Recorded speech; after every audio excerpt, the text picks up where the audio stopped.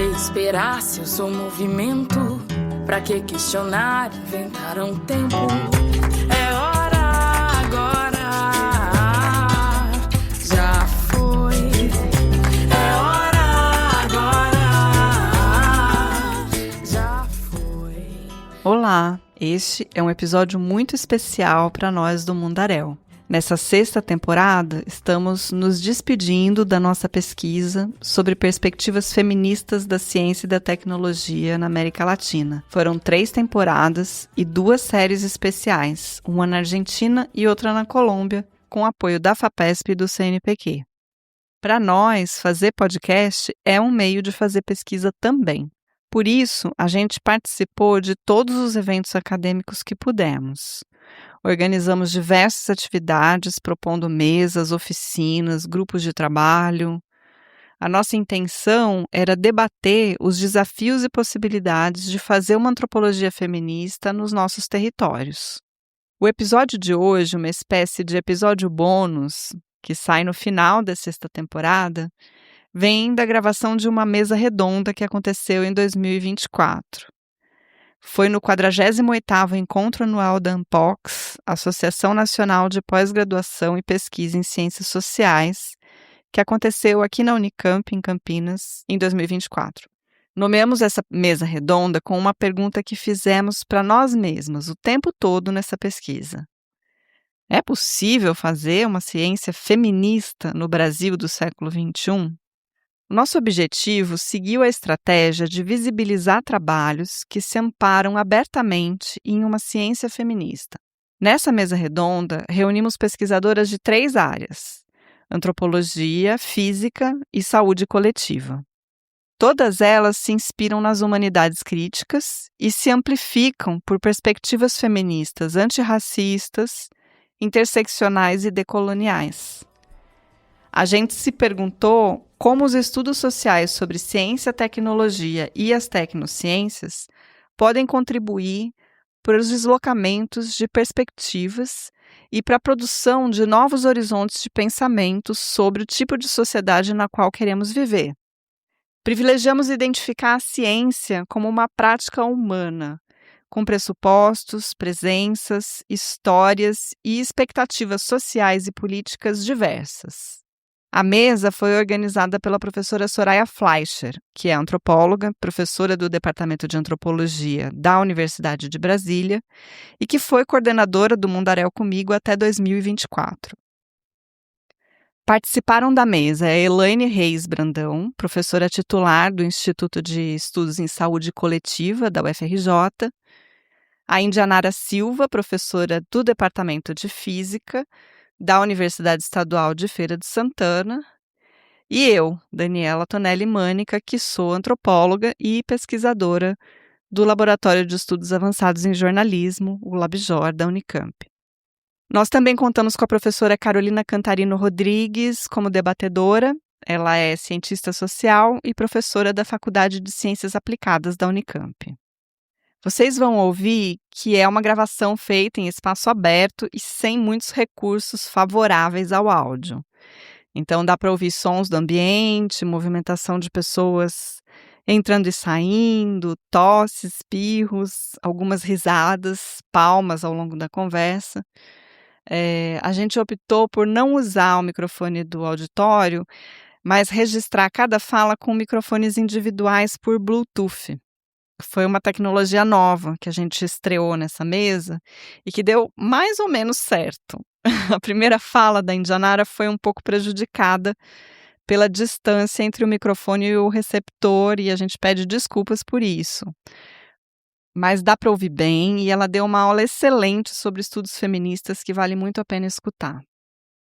Antes da gente ouvir a gravação da mesa, eu quero contar que, além desse episódio, as discussões dessa mesa também foram base para o dossiê Ciências Politicamente Situadas e os Desafios Feministas do Século XXI, que acaba de ser publicado na revista Sexualidade, Saúde e Sociedade, do Centro Latino-Americano em Sexualidade e Direitos Humanos, o CLAN, do Instituto de Medicina Social da Universidade do Estado do Rio de Janeiro. Nesse dossiê, nós juntamos contribuições de pesquisadoras que estiveram na mesa que você vai ouvir e também numa outra mesa redonda que nós organizamos no mesmo ano de 2024, nas jornadas da Exocity latino-americana.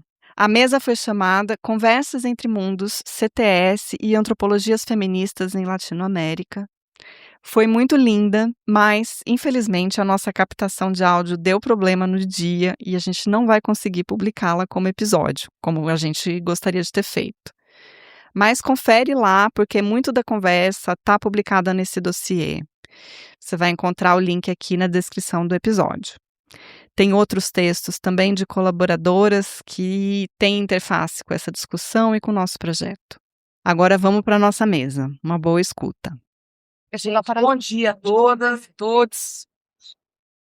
Bem-vindas, bem-vindos e bem-vindos à Unbox, a 48ª edição, né, da Unbox. E eu fico muito feliz de acontecer repetidamente aqui na Unicamp. Eu particularmente sou feliz de voltar. Então, o meu nome é Soraya Fleischer, eu sou antropóloga, eu sou professora na Universidade de Brasília e nós organizamos então essa mesa redonda de número 9 para o dia de hoje e que se chama "É possível fazer uma ciência feminista no Brasil do século XXI?" Uma pergunta, né? Então, eu vou coordenar essa mesa e coordenar também os tempos das pessoas que vão apresentar. Depois, ao final, vou passar a palavra para a professora Carolina Camparino fazer um debate para nós, né, de algumas questões que ela julgar aí borbulhantes, digamos. E então eu queria rapidamente ler para vocês pelo menos a primeira frase da nossa proposta e depois eu queria apresentar as três e passar a palavra imediatamente para elas. Então, se há algo evidente nas crises que enfrentamos nesses últimos anos, é de que muitos problemas estão estruturados em torno das questões ligadas às ciências. Há mudanças e alterações significativas nos regimes de legitimidade. Em especial, cientistas que escolhem uma posição marcada por determinantes de gênero, raça, orientação sexual, geração e deficiência têm sofrido com processos de exposição e perseguição. Então, por aí vai a nossa conversa de hoje. Então, nós vamos receber na seguinte ordem, né, as nossas convidadas de hoje. A professora Indianara Lima Silva é professora titular do Departamento de Física da Universidade Estadual de Feira de Santana, na Bahia. Ela também integra o programa de pós-graduação em Ensino, Filosofia e História das Ciências na UFBA e UFSC, na qual atuou como vice-coordenadora no período de 2018 a 20. Recentemente, é editora da área de História da Física da Revista Brasileira de Ensino de Física, sendo eleita em 2024 pela Sociedade Brasileira de Física. Realizou pós-doutorado no Departamento de History of Science da Universidade de Harvard, com financiamento do CNPq. Foi editora da Revista Brasileira de História da Ciência entre 20 e 24. Recebeu o prêmio Carolina Nemes, da Sociedade Brasileira de Física, em 22, e sua tese de doutorado foi agraciada com menção honrosa pela Sociedade Brasileira de História das Ciências, em 2014. Ela é doutora em Ensino, Filosofia e História das Ciências pela UFBA-UFS, com um doutorado sanduíche no programa Science, Technology and Society, pelo Massachusetts Institute of Technology, através do programa Fulbright CAPS. Realizou estágios de pesquisa financiados pela American Institute of Physics e da Washington University. Possui uma vasta experiência com pesquisas e coleções especiais na Harvard University, na Royal Society, na Inglaterra, The Rockefeller Archive Center, nos Estados Unidos também, Columbia University, em Nova York, American Institute of Physics, nos Estados Unidos. Atua nas áreas de História da Física do século XX, História da Física no Brasil, História das Mulheres nas Ciências e Tecnologias e integra os grupos de pesquisa Laboratório de História das Ciências e o Laboratório de Humanidades Digitais e o CABURÉ, que eu amei esse nome, que é Ciência, Sociedade e Educação. Então, bem-vinda, professora Indianara. Depois a gente vai ouvir a professora Elaine Reis Brandão. A Elaine possui graduação em Serviço Social pela Universidade Federal de Juiz de Fora, em Minas Gerais, o mestrado e o doutorado em Saúde Coletiva, na área de Investigação de Ciências Humanas e Saúde, pelo Instituto de Medicina Social da Estadual do Rio de Janeiro. fez um estágio doutoral de 1 ano no Centro de Pesquisa sur les liens sociaux, eu não sei traduzir. Enfim, está em francês, é difícil para mim. Na Faculdade de Ciências Humanas e Sociais da Universidade de Paris e Descartes. Foi professora da Faculdade de Serviço Social na Universidade Federal de Juiz de Fora, de 92 a 99, e trabalhou como pesquisadora no Programa de Estudos e Pesquisas de Gênero, Sexualidade e Saúde, do IMS na UERJ, e no Centro Latino-Americano em Sexualidade e Direitos Humanos, também do IMS na UERJ. Ela é professora titular, isso tem que ser atualizado aqui no Lattes. Ela acabou de virar professora titular do Instituto de Estudos em Saúde Coletiva da Universidade Federal do Rio de Janeiro, na área de Ciências Sociais e Humanas em Saúde. A sua formação e experiência profissional como docente e investigadora compreende a abordagem dos fenômenos relativos ao corpo, gênero, saúde e os saberes biomédicos que neles incidem na perspectiva socioantropológica. Desenvolve pesquisas nos temas de processos de saúde e doença, gênero, sexualidade, saúde reprodutiva, gravidez na adolescência, contracepção, aborto, anticoncepção de emergência, juventude, família e violência de gênero. Ela é pesquisadora do CNPq. E, por fim, nossa terceira apresentadora vai ser a professora Daniela Tonelli Mânica, pesquisadora do Laboratório de Estudos Avançados em Jornalismo, LabJOR, aqui mesmo na Unicamp, que é vinculado ao Núcleo de Desenvolvimento da Criatividade, no NUDECRI. Ela é professora e atualmente coordenadora, de 23 a 25, do mestrado em Divulgação Científica e Cultural no IEL, aqui na Unicamp. Ela é professora do Programa de Doutorado em Ciências Sociais, o IFISH, aqui na Unicamp. Foi professora adjunta no Departamento de Antropologia Cultural na Federal do Rio de Janeiro, entre 2011 e 2018. Possui graduação em Ciências Sociais, mestrado e doutorado em Antropologia Social aqui pela Unicamp. Fez pós-doutorado no Instituto de Medicina Social na UERJ, em 2010, e no Departamento de Política Científica e Tecnológica do Instituto de Geociências, aqui na Unicamp, em 2017. Pesquisa temáticas relacionadas a corpo, gênero e tecnociências. É membro do Comitê de Comunicação e Divulgação Científica da ABA, nossa Associação Brasileira de Antropologia, na gestão 23 e 24, e vice-presidenta da Associação Brasileira de Estudos Sociais das Ciências e das Tecnologias, gestão 23 e 25, da Exocit. Coordena o Labirinto, então os nomes dos nossos coletivos são muito legais, né? Que é o Laboratório de Estudos Socioantropológicos sobre Tecnologias da Vida, e é coprodutora do podcast Mundaréu, dedicado à divulgação científica de antropologia. Então, com esse nosso elenco, né, lindo de hoje, nós vamos começar, então, a nossa mesa redonda. Eu vou passar a palavra imediatamente à professora Indianara e nós combinamos 20 minutos para cada. Então, quando estiver aí no 17º minuto, por aí eu te aviso, tá? Vou te passar isso aqui, Indianara, que você pode colocar aí. Sim. E ficar despreocupada dele. Bom dia a todos, a todas e a todos. É um prazer estar aqui com vocês na Poça, minha primeira experiência, espero que seja a primeira de muitas. Bom, gostaria de saudar essa mesa maravilhosa com as colegas pesquisadoras intelectuais feministas do Brasil, então é um prazer estar aqui com vocês. Vai ser uma mesa muito legal, que possamos contribuir e construir uma discussão muito interessante para a política nacional em termos de ciência e tecnologia, e pensar vislumbrar numa ciência feminista e quais características, quais são os valores que essa ciência feminista pode incorporar para a gente evoluir enquanto uma sociedade mais justa em termos sociais, políticos, ambientais. Então, é um tema, de fato, muito importante para as demandas do século XXI. Então, parabéns aos organizadores por trazer um tema tão importante e caro para a nossa sociedade brasileira. Bom, então é um prazer estar aqui com vocês, obrigada pelo convite. Bom, o que eu preparei para nós discutirmos hoje é pensar um pouco assim, como podemos caracterizar com as epistemólogas da ciência, com as quais eu tenho dialogado nos últimos tempos, pensar um pouco, bom, se pensarmos em uma ciência feminista, quais os valores que caracterizam essa ciência ou essa prática? É possível praticar uma ciência feminista no Brasil do século XXI?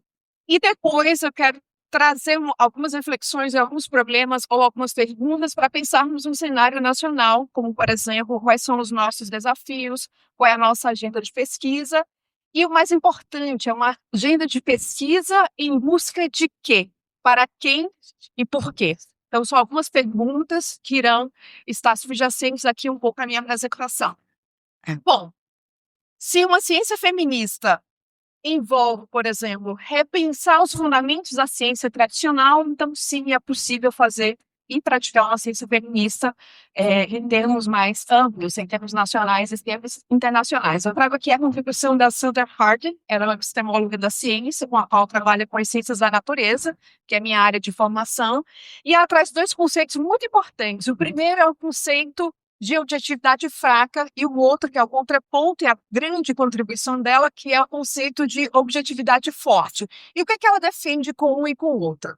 Bom, para ela, uma objetividade fraca é aquela em que os mesmos fazem os mesmos. É quando você tem, por exemplo, um ethos científico formado por homens brancos europeus. Então, a diversidade que não existe nesse ethos prejudica a própria objetividade da ciência.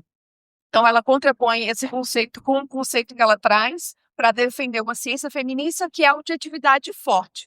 E essa objetividade forte, ela depende da inclusão de perspectivas teóricas, metodológicas e visões de mundos de outros grupos marginalizados que vão além desse ethos, né, hegemônico da ciência norte-americana ou brasileira, que a gente tem esse retrato da persona científica atual. Então, quando você tem uma objetividade forte, formada por diversidade e diversidade também demográfica, nós vamos ter um conhecimento mais objetivo e menos enviesado em questões de gênero, raça, classe, sexualidade, por exemplo. Então, a Sandra Harding vai criticar essa ciência tradicional e hegemônica que é feita com valores patriarcais. Então, a ciência feminista que ela defende busca subverter o processo. Nós estamos aqui também para isso, né? Subverter a ordem, e por isso que essa mesa existe aqui na Unbox hoje. Então, estamos aqui subvertendo o sistema, e ao subverter o sistema, nós passamos a incorporar os pontos de vista de mulheres, cientistas intelectuais e outros grupos excluídos dessa ciência hegemônica ou tradicional. Bom, nas palavras da própria Harding, eu vou abrir aspas aqui, a ciência feminista não trata apenas de adicionar mulheres à ciência, não é apenas sobre isso, vai além disso. Trata-se de transformar fundamentalmente a própria natureza da ciência, e isso é muito importante. Né? Bom, ela desafia as suposições profundamente enraizadas sobre o que conta como conhecimento e quem tem o direito de produzi-lo. Então, essa é a grande crítica da Harding para essa ciência hegemônica e propõe, então, essa ciência feminista com outros valores e princípios agregados à prática científica. Bom, por outro lado, se uma ciência feminista envolve a responsabilidade e a parcialidade do conhecimento, sim, é possível praticar uma ciência feminista no Brasil do século XXI. E aqui eu trago a contribuição de uma outra epistemóloga da ciência, das ciências naturais, a Donna Haraway, e ela traz um conhecimento, uma definição muito interessante, né, teórico, que eu gosto muito, que é o conhecimento situado. Esse conhecimento situado é o conhecimento que eu produzo enquanto indianara, é um conhecimento parcial e situado porque perpassa quem eu sou enquanto conhecedora, enquanto descobridora de teorias, de relações teóricas e metodológicas. Então, esse conhecimento situado, ele vai falar, então, de contexto específico e uma perspectiva muito particular, que seria, né, no caso, eu, nordestina, paraibana, física, mulher.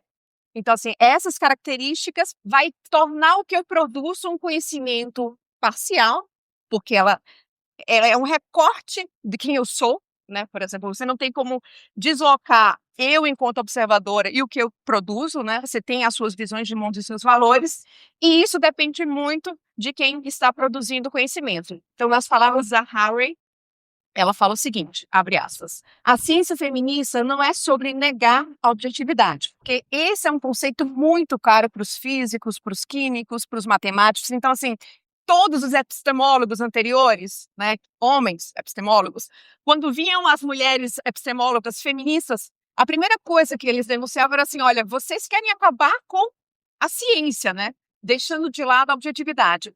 E a verdade é que todas essas epistemólogas feministas que eu vou trazer aqui para vocês, todas, ao invés de desafiar a objetividade, elas salvam a objetividade justamente porque traz uma perspectiva plural e diversa para manter a objetividade, né? Então, assim, essa objetividade fraca, ela mantém o status quo.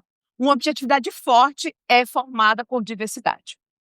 Bom, então, nas palavras da Harvey, a ciência feminista não é sobre negar a objetividade, mas sim sobre assumir uma responsabilidade pelo conhecimento situado que, por exemplo, eu produzo. Ao invés de buscar uma visão de lugar nenhum, né, uma visão neutra, uma ciência sem valor, por exemplo, que é impossível, a ciência feminista aceita e celebra a posição parcial, localizada e incorporada de onde se gera o conhecimento. Bom, continuando no nosso argumento, se uma prática de uma ciência feminista envolve transformar os valores da ciência, sim, é possível praticar uma ciência feminista no Brasil do século XXI. Aqui eu trago a contribuição da Longino, que vai trazer a ideia de que a objetividade não significa, né, que há uma ausência de valores, mas muito pelo contrário, ao você incorporar nessa objetividade os valores sociais e éticos na pesquisa, isso não compromete a objetividade enquanto ethos, né, de conhecimento e produção de conhecimento, mas, ao contrário, fortalece essa objetividade. É um argumento parecido com a ideia de objetividade forte, por exemplo, né, no sentido de que a objetividade ela se torna ainda mais forte quando você tem, então, a inclusão de valores sociais e éticos na sua prática científica. Bom, aqui, nas palavras da própria Longino, a objetividade não é caracterizada pela ausência de valores sociais, mas sim pelos processos comunitários de interação crítica que podem ajudar a identificar e corrigir vieses. Então, uma vez que uma sociedade é composta por antropólogas de diversidade demográfica, isso faz com que a própria comunidade se autorregule a ponto de que os vieses, né, de opressões ou todas as dinâmicas de opressões que percebemos na sociedade, que vamos perceber também na pesquisa científica, nós podemos corrigi-los a partir de uma comunidade mais plural e diversa. Bom, também uma ciência feminista envolve desafiar a neutralidade, que também é um conceito muito caro para as ciências naturais, as ciências físicas, por exemplo, né? Aqui eu trago a contribuição da Schieberger, então nesse caso sim, também é possível praticar uma ciência feminista, e a Schieberger, ela questiona esse caráter predominantemente masculino da ciência e pensa muito que uma ciência feminista ela precisa reformar as estruturas de poder dentro da própria ciência, ou seja, não é somente pensar a objetividade e além, né, da objetividade, digamos assim, no conceito canônico e tradicional, mas também pensar que a gente precisa mudar o status quo. Ou seja, a gente precisa também pensar na sociedade e como é que a gente pode contribuir, por exemplo, para a justiça social enquanto pesquisadoras, enquanto intelectuais, enquanto formadores de professores, de pesquisadores, por exemplo. Bom, e nas palavras da Schieberger, o objetivo da ciência feminista não é simplesmente aumentar o número de mulheres cientistas, mas transformar as estruturas, métodos e objetivos existentes da ciência. Métodos, objetivos existentes da ciência que fazem o quê? Que usam todo esse arcabouço de objetividade para permitir ou não quem faz ciência. Então, se você usa objetividade para falar assim, as mulheres são subjetivas, emotivas e emocionadas e subjetivas, logo elas não são capazes de produzir conhecimento científico ou conhecimento da física, por exemplo. Então, nesse caso específico, a gente tem que repensar que esses valores masculinos, né, ou esses valores ditos femininos que são utilizados para demarcar quem faz e quem produz conhecimento, a gente precisa reformulá-los para que possamos ter uma ciência plural e diversa e uma ciência feminista que vai além das questões filosóficas comuns, né, como neutralidade, objetividade e todo o resto. Eu trago um exemplo aqui muito interessante, muito rapidinho aqui para vocês, para a gente pensar um pouco essa temática. Aqui é uma intelectual francesa, Clémence Royer. Ela fez uma tradução muito importante do livro do Charles Darwin para o francês. o Origem das Espécies, e é interessante que, como ela não tinha ainda a possibilidade de circular e publicar as suas próprias ideias, ela usa a tradução desse livro do Darwin para discutir as ideias que ela tinha sobre a evolução e sobre o darwinismo social. Então, a estratégia que ela usa para ser mulher e cientista no século XIX é utilizar o prefácio e as notas de rodapé para discutir e dialogar com Darwin. É um exemplo muito interessante. E aí ela contribui não somente para difundir as ideias do Darwin na França, mas também para pensar as ideias darwinistas naquele momento. Bom, e a Clemence Royer, ela tinha valores feministas à época, não podemos colocá-la como feminista porque seríamos anacrônicas, né? Então, assim, ela tem valores feministas, e aqui eu trago uma citação dela que isso traz muito forte. Então, ela fala o seguinte: não é na inferioridade de sua organização física, ou seja, não são as nossas características biológicas, como o Darwin estava defendendo lá nos seus estudos e livros, que reside a causa da subordinação da mulher, mas sim na deficiência de nossas instituições sociais e acadêmicas e na ignorância em que mantemos. Então, por que são valores feministas? Porque a Clemence Royer está no século XIX falando assim, olha, o que o Darwin está dizendo que por questões biológicas, o essencialismo, nós não podemos trabalhar ou fazer ciência, não faz sentido. O que precisamos é novas estruturas que possam permitir o acesso das mulheres à academia ou às atividades científicas, mas não é pelas mulheres e pelo essencialismo, mas sim pelas questões estruturais da própria sociedade. Bom, então, o que temos aqui? Um intelectual do século XIX com um pensamento e valores feministas, que, então, é uma crítica ao Darwin em relação ao quê? A essa discussão sobre a inferioridade biológica das mulheres no século XIX.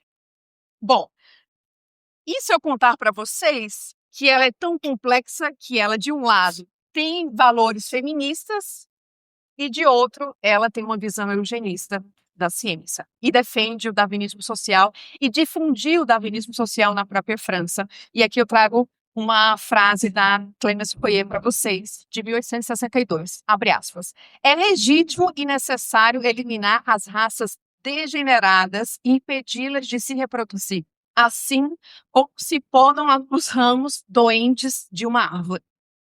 Forte, né? Então, assim, o que a gente aprende com isso, com esse caso da Royer e a complexidade do conhecimento situado? Pensando agora naquilo que a gente discutiu anteriormente. É que ser feminista apenas não é suficiente no Brasil no século XXI. Assim como não, né, na França do século XIX.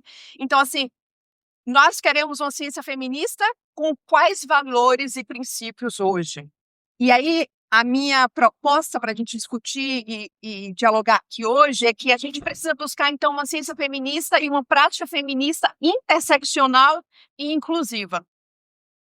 Bom, e aí, nesse caso, a gente pensa, então, numa ciência feminista para quê? Que é a primeira pergunta que nós colocamos aqui para vocês. Para mim, é uma ciência feminista que vê na diversidade a sua força epistêmica para o quê? Para a justiça social. Então, se a nossa ciência feminista ela luta por uma justiça social, sim, nós podemos fazer, e é bem-vindo que façamos, então, uma ciência feminista no Brasil do século XXI.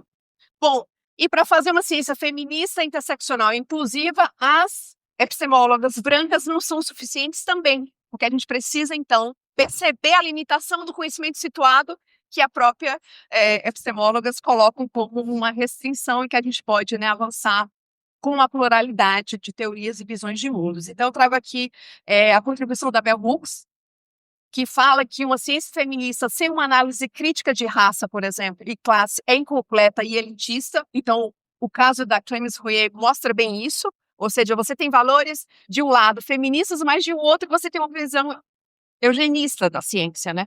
Ou promove o darwinismo social, o racismo científico no século XIX.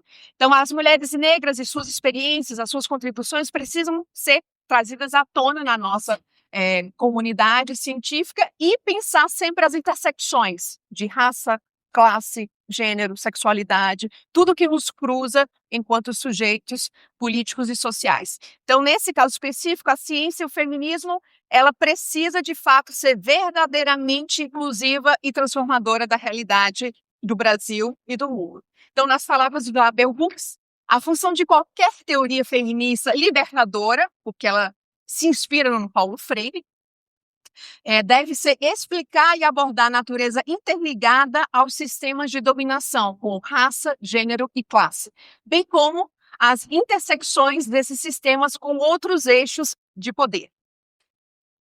Bom, e para uma ciência feminista interseccional e inclusiva, a gente não pode deixar de citar aqui a Patricia Hill Collins, que vai trabalhar com a questão do feminismo negro e traz uma definição muito interessante, que é a matriz de dominação, que é justamente nessa matriz de dominação onde esses marcadores sociais se intercruzam, né? Então, é uma estrutura complexa na qual raça, classe, gênero e outras formas de opressão se interseccionam para criar formas de marginalização. Então, essa ciência feminista transformadora, interseccional, ela precisa pensar, então, essa matriz de dominação. Então, aqui na palavra da Patricia Hill Collins, o pensamento feminista negro enfatiza, então, a importância de colocar as experiências das mulheres negras no centro de análise.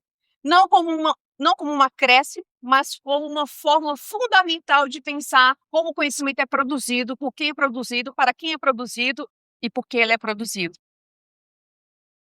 Bom, então, para Collins, uma ciência feminista ela vai ter essas características. Eu vou passar um pouco aqui mais rapidamente, né? O meu argumento. Então, para mim, uma ciência feminista, uma pesquisa feminista, ela precisa transformar a sua realidade e pensar na justiça social como um meta de sua investigação científica ali no nosso ethos, na nossa situação, nos nossos lugares onde atuamos enquanto pesquisadores. Bom, aqui é uma síntese de tudo que eu trago aqui para vocês, sobre como a gente pode pensar essa ciência feminista e quais valores precisam ser repensados e quais valores precisamos agora abraçar para incorporar uma ciência feminista plural, interseccional. Então, vamos ter inclusão de perspectivas marginalizadas, crítica à objetividade tradicional, interseccionalidade e justiça social, transformação das estruturas de poder na ciência, responsabilidade e reflexibilidade na prática científica, desafiar e reformular os conceitos hegemônicos. Bom, e nesse caso específico, a objetividade, ela vai ter, então, a sua força epistêmica, como eu falei anteriormente, a partir da diversidade, como a Naomi Oreskes traz no seu texto, né, Por que confiar na ciência. Bom, para finalizar aqui hoje, então eu trago uma problemática para a gente pensar na questão da ciência feminista no cenário brasileiro, quais valores a nossa ciência nacional precisa incorporar para fomentar a justiça social, para fomentar uma ciência libertadora, inclusiva e transgressora no Brasil do século XXI. Muito obrigada.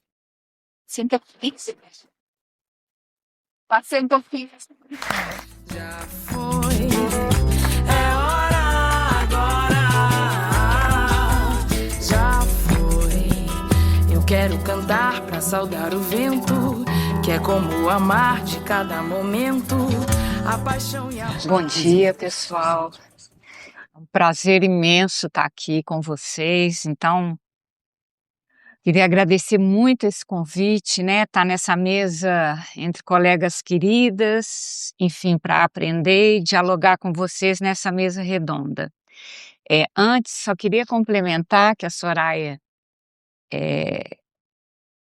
olhou o Lattes e, de fato, está desatualizado, então eu tenho que fazer um crédito importante, que atualmente eu comecei nesse mês, dia 1º de outubro, eu estou fazendo um pós-doutorado no Departamento de Antropologia, lá na Universidade de Brasília, sob supervisão da professora Soraya Fleischer. Então, isso aqui já é dever de casa, né? Trabalho de casa que eu estou cumprindo.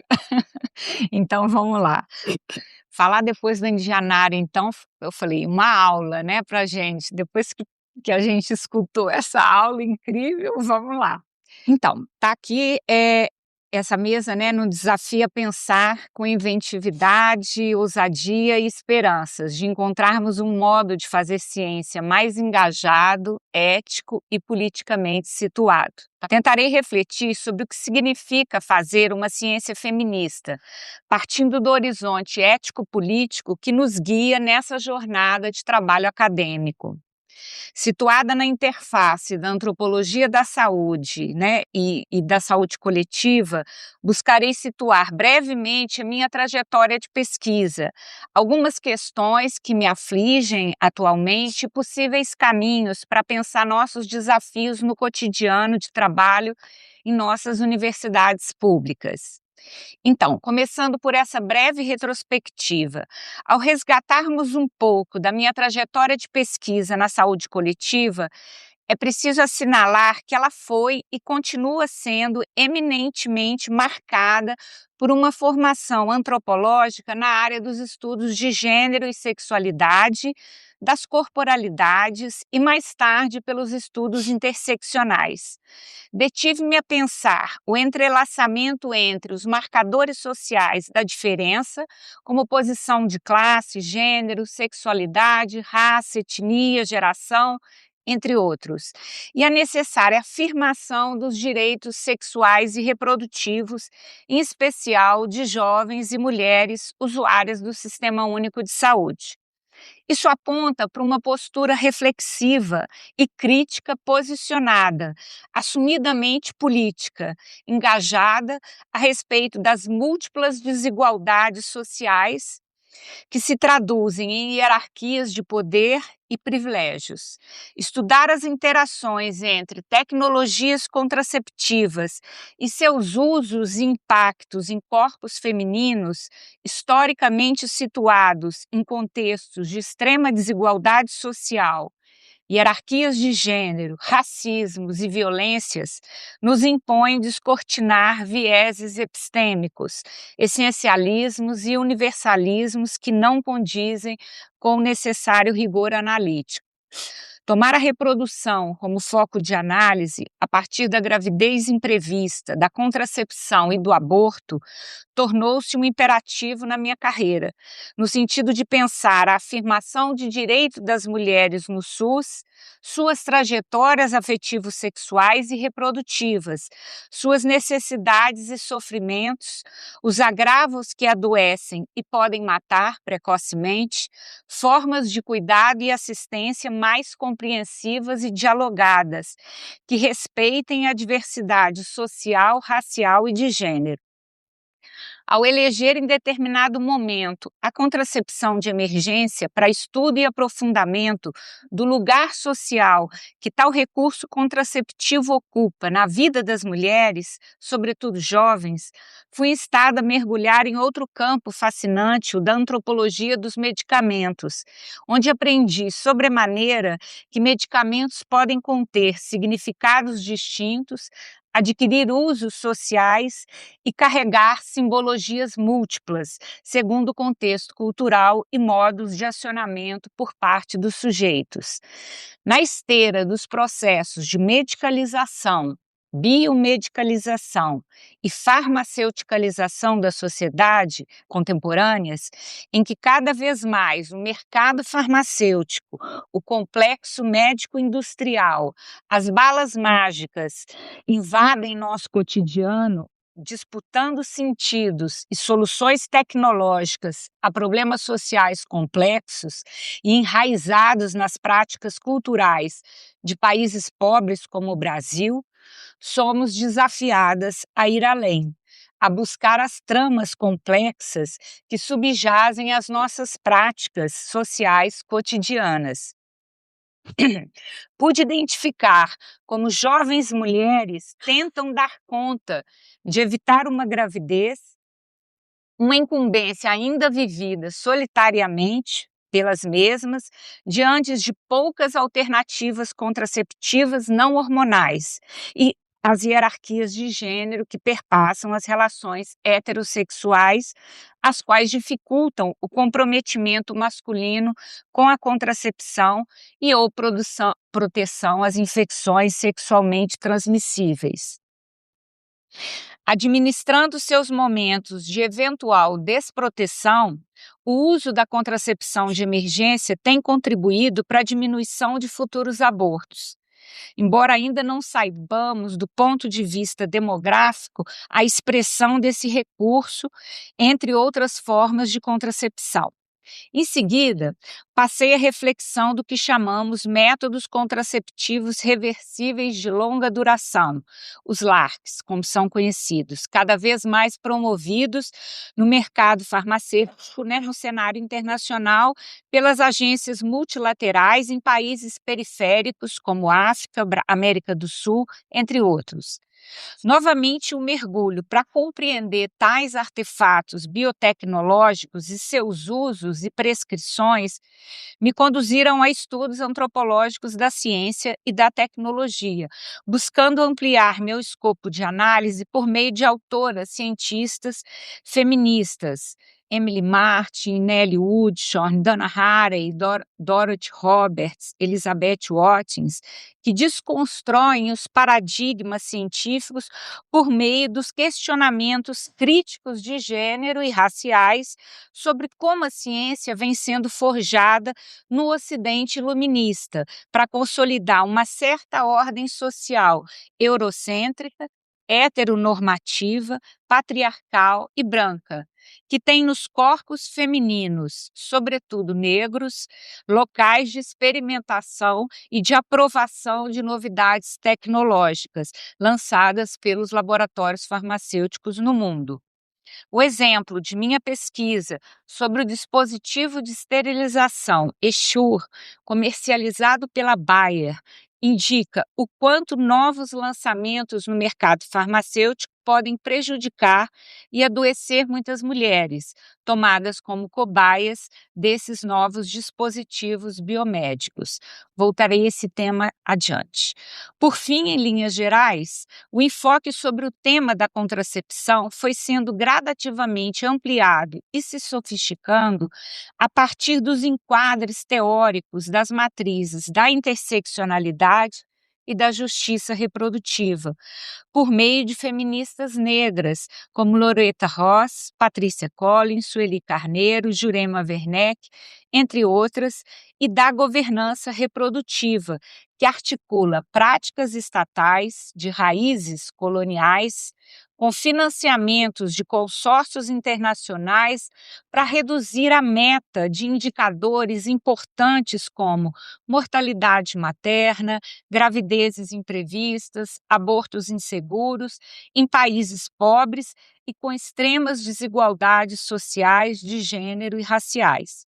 O problema surge com o modus operandi dessas estratégias multilaterais, que mesclam algum grau de autoritarismo ou coerção, ainda que bastante sofisticadas, né, no cumprimento de tais metas, subjugando ou subordinando os desejos e necessidades das mulheres a protocolos locais e agendas políticas determinadas.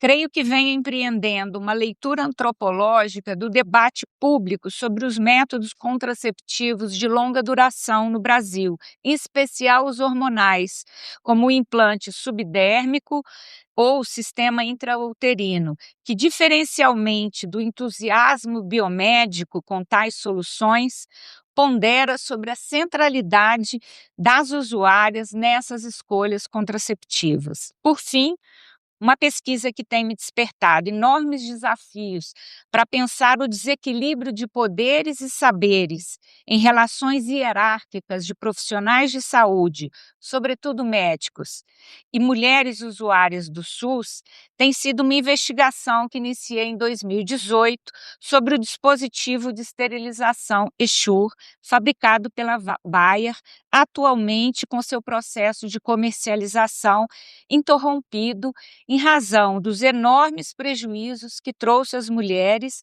que o inseriram nos Estados Unidos, Europa, Canadá e Brasil, que, por sua vez, impetraram processos judiciais à empresa solicitando indenizações. Acompanhe de perto o caso brasileiro desde então, com as mulheres disputando com os médicos os sentidos de suas dores, sem haver um diagnóstico preciso sobre os efeitos colaterais nelas provocado pelo artefato. Nesse caso, a peregrinação destas mulheres por justiça, reparação e extração do dispositivo de seus corpos engendra uma disputa epistêmica sobre quem pode falar e atestar sobre tais sintomas, se decorrentes ou não do dispositivo, e como o conhecimento de tais mulheres, de base testemunhal, pode ser validado dentro dos cânones das políticas científicas. Até onde o conhecimento experiencial pode ser considerado legítimo e dotado de credibilidade pública. São essas algumas das questões que me inquietam mais recentemente, sobre as quais pretendo me dedicar em estudos futuros, até onde uma ciência pode ser genuinamente feminista.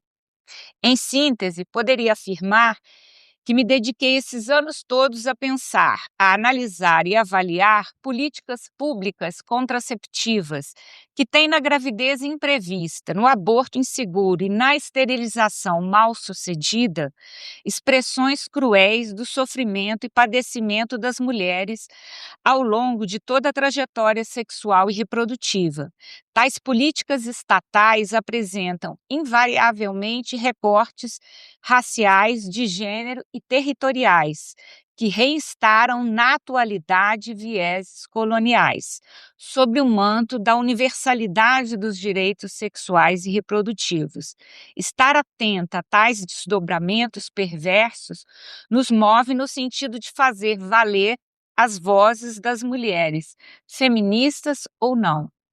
Ninguém deve decidir sobre sua vida, corpo e saúde além delas próprias. Então, agora um pouco o momento atual. Como disse antes, né, eu venho estudando os temas da gravidez, da contracepção, do planejamento reprodutivo, do aborto, dos dispositivos médicos, né, para a contracepção e ou esterilização desde uma perspectiva antropológica e feminista. Participei de muitas pesquisas, ouvindo e interagindo com mulheres, usuárias de serviços públicos no SUS, em geral jovens e mulheres oriundas das classes populares, em sua maioria negras, residentes em territórios periféricos da capital do Rio de Janeiro ou mesmo de outras capitais, Salvador, Porto Alegre, São Paulo, quando as pesquisas eram multicêntricas.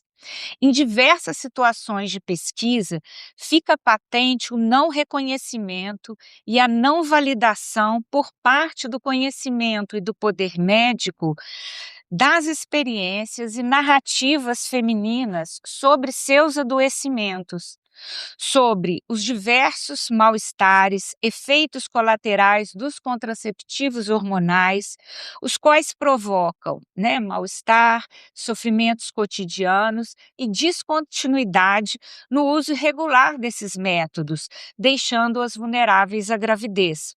Por exemplo, são muitas as estratégias de silenciamento e não valorização do conhecimento dessas mulheres, advindo de suas experiências corporais e cotidianas e de sua autopercepção da saúde e da doença. A história da ginecologia, como disciplina médico-científica, está eivada de vieses coloniais, racistas e de experimentação clínicas que não condizem com uma postura ética de respeito ao outro.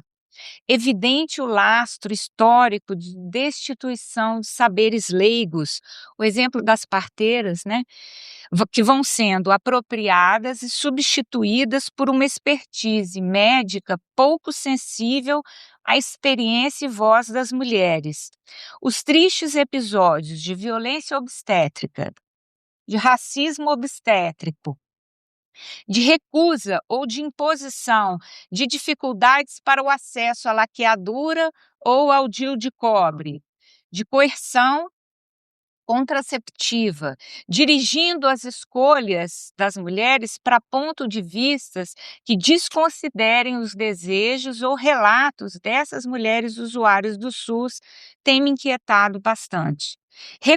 Recorrentemente, elas são penalizadas, responsabilizadas ou culpabilizadas individualmente por não se cuidarem, como deveriam, por escolhas feitas sem a devida ciência dos riscos e efeitos adversos, por aceitarem recomendações médicas ou de profissionais de saúde, sem refletirem com cautela sobre tais desdobramentos em sua saúde. Algo que remete à dimensão relacional do par afetivo sexual e às circunstâncias das relações de gênero heterossexuais, que ensejam negociações com os parceiros que nem sempre são consensuais. Sempre tais desfechos remetem a circunstâncias situacionais e relacionais que implicam necessariamente o diálogo e a interação entre médicos e pacientes, nos encontros clínicos, de aconselhamentos contraceptivos, enfim, nas práticas de atenção à saúde das mulheres.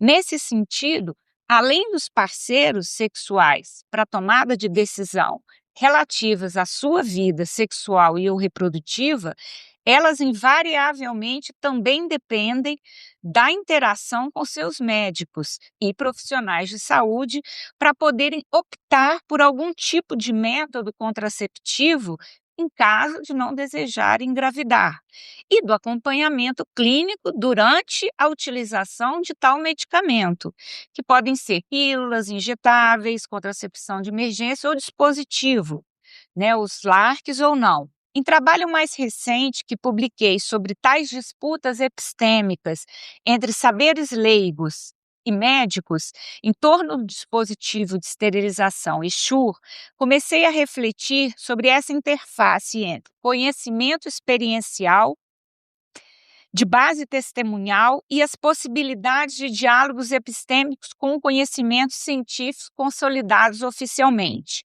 Como Pose expressa, turn this knowledge into science, levar esse conhecimento para dentro da ciência.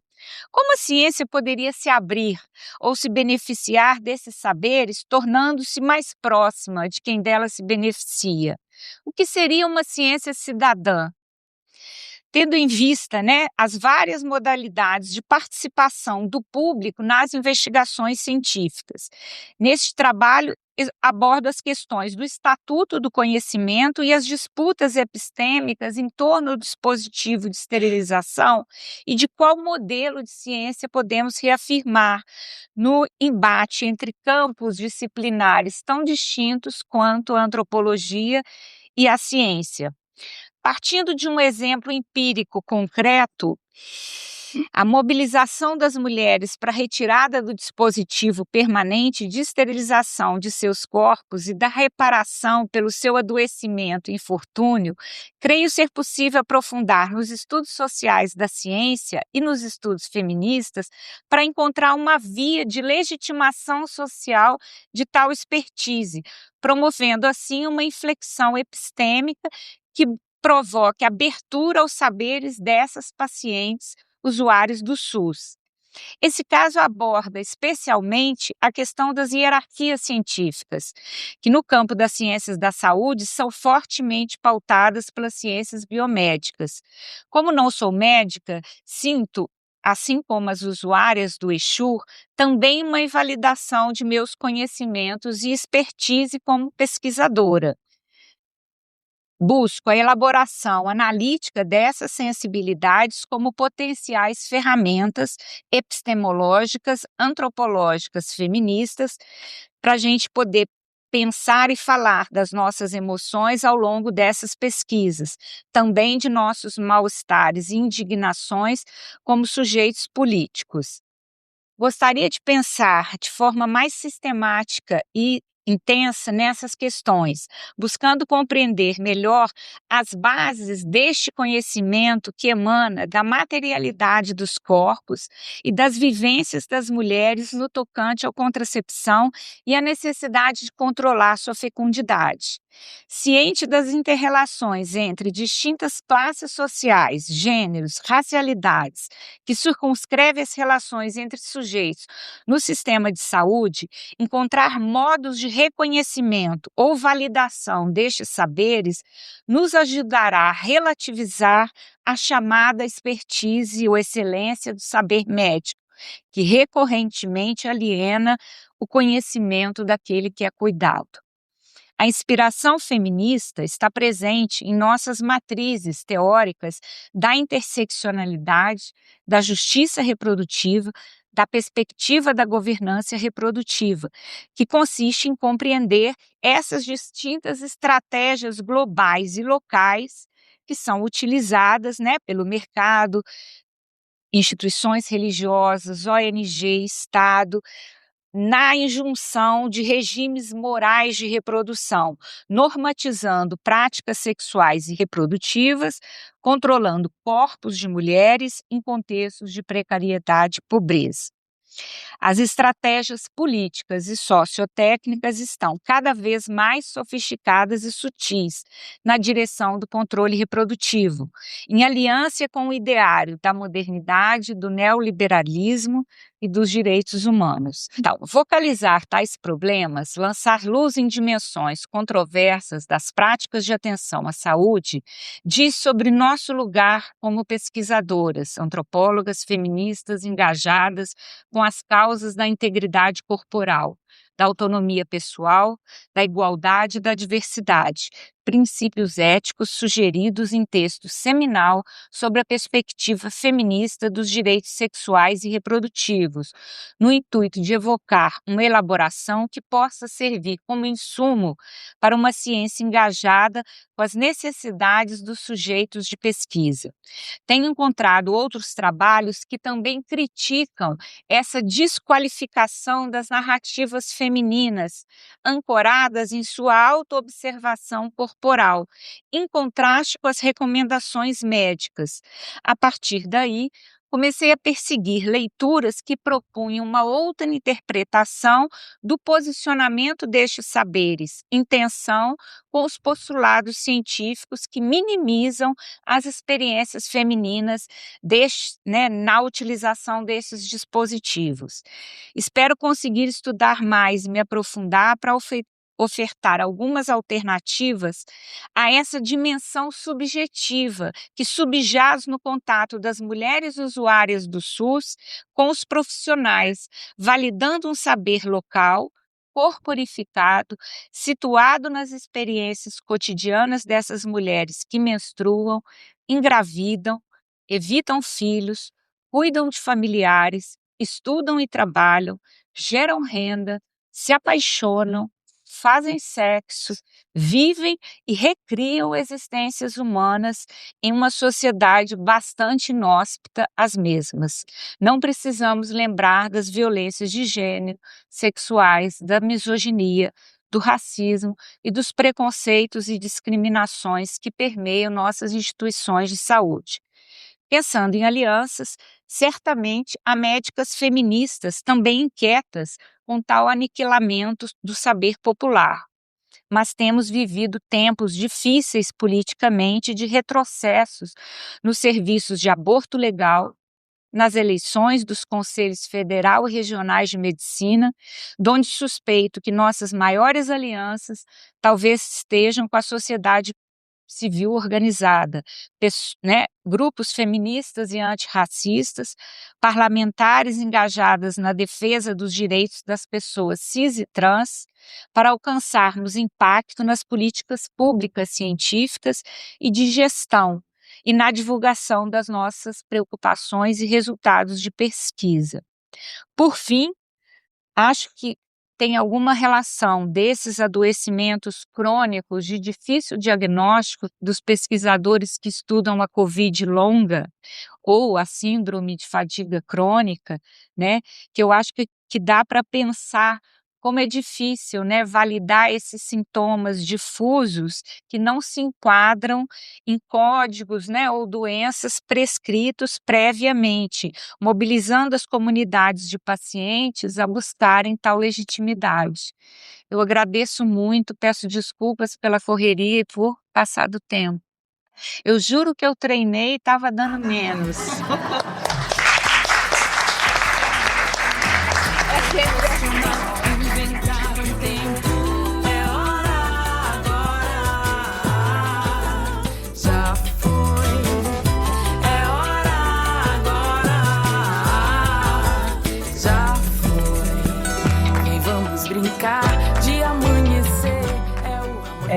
Bom, eu sou Daniela Mânica, eu sou antropóloga, pesquisadora do LabJOR, como a Soraya me apresentou, e essa mesa foi elaborada com uma provocação, uma pergunta-provocação, se é possível fazer ciência feminista no Brasil do século XXI.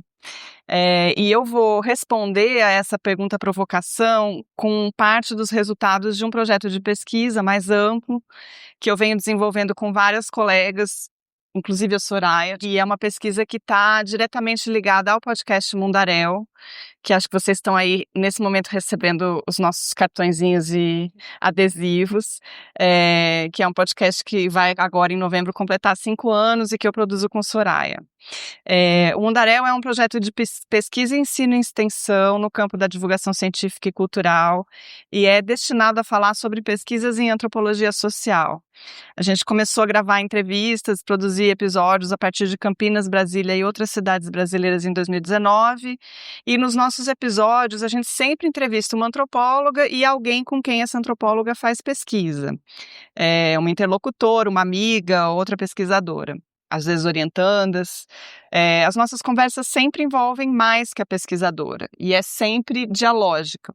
A gente não publica essas entrevistas na íntegra, a gente sempre trabalha com edição, com roteiro, intercalando inclusive trechos sonoros, músicas, comentários nossos. Durante a pandemia a gente gravou online, mas o nosso objetivo sempre foi visitar as investigadoras e as suas universidades para produzir um material mais rico, com ambiência também, paisagem sonora local, descrição das universidades e dos laboratórios. Então, com esse financiamento da FAPESP que está na tela de 2022, a gente desenhou um projeto que envolve a tentativa de responder algumas questões que estão listadas aqui, que é como comunicar os resultados, como disputar sentidos, como falar sobre as pesquisas que são feitas na América Latina com um público mais amplo, explorar a transmedialidade do som, do texto, da imagem, né, através dos podcasts, como que se negocia a perspectiva feminista no contexto da pesquisa, quais são os impactos da gente ouvir diretamente as vozes, as emoções, os silêncios das próprias acadêmicas feministas. E em que medida o desenvolvimento científico e tecnológico responde a prioridades que são coletivas, populares e locais, ligadas às perspectivas politicamente situadas. Então, na nossa pesquisa, a gente se interessa por destacar perspectivas feministas na área de ciência e tecnologia, nessa área dos estudos sociais de ciência e tecnologia, partindo aqui da América Latina, a Méfrica Ladina, né, para usar uma expressão da Lélia Gonzalez. A gente está especialmente interessado em projetos de pesquisa que trabalhem para repensar o nosso papel como cientistas sociais no caso, nessas práticas de dominação e opressão, reavaliando os nossos privilégios, repensando as explicações que nós construímos para o mundo e como que nós vamos viver melhor nele coletivamente. Esse projeto também envolve pesquisadoras da Argentina e da Colômbia, onde a gente fez também incursões de pesquisa e de gravação. Mas para a gente chegar nas pesquisadoras do Brasil, a gente queria encontrar pessoas que a gente pudesse entrevistar e que estivessem trabalhando nesse entrelaçamento entre antropologia feminista e estudos sociais de ciência.